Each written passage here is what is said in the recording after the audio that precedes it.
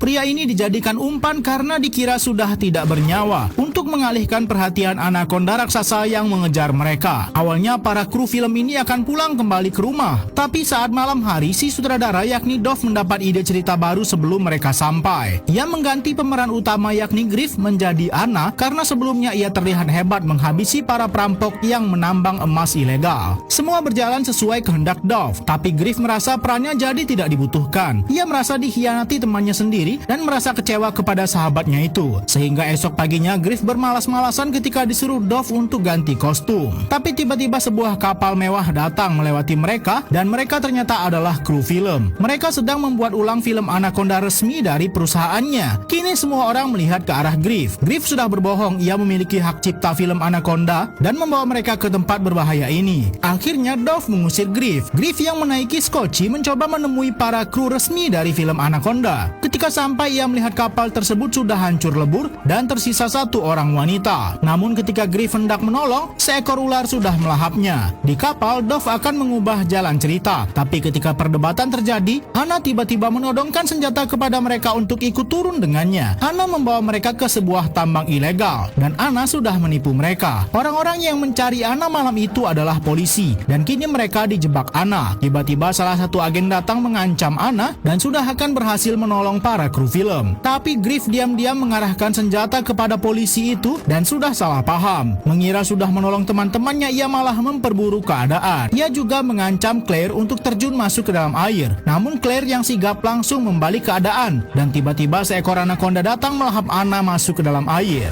Para kru kemudian kabur dan masuk ke dalam hutan. Tapi ketika Griff dan Dove sedang berbaikan, seekor ular melahap Dove dan membawanya. Griff menyesal sudah menipu Dove dan kini ia tewas dimakan ular. Kini satu-satunya jalan mereka kabur adalah melewati lapangan luas dengan resiko besar dilahap anaconda itu. Lalu mereka mendengar suara ular itu bergerak. Ketika mereka mencarinya, mereka menemukan tubuh Dove dimuntahkan ular tersebut. Kenny mendapat ide menggunakan tubuh Dove untuk pengalihan mereka dari ular tersebut. Para kru yang tersisa sudah berhasil melewati padang rumput sampai ketika Griff mengecek Dove, pria itu terbangun. Dove masih hidup dan ia harus segera kabur sebelum anaconda itu melahap tubuhnya lagi. Dan mereka semua akan segera kabur ke kapal. Mereka menemukan kapal kru milik perusahaan Anaconda sudah hancur lebur dan menemukan walkie-talkie. Ada sebuah suara memperingatkan mereka dan Anaconda itu sudah di belakang mereka. Pria itu menyelamatkan mereka dengan menembak senjata api ke arah ular tersebut. Pria ini ternyata aktor utama dan cukup terkenal. Bahkan Kenny tidak lupa mengajak pria ini untuk berfoto bersama. Sampai akhirnya mereka berencana meledakkan radiator yang sudah dipasang di arena ini. Dan Griff serta Dove akan menaiki mobil memancing Anaconda itu mengejar mereka. Akhirnya mereka berhasil meledakkan radiator itu.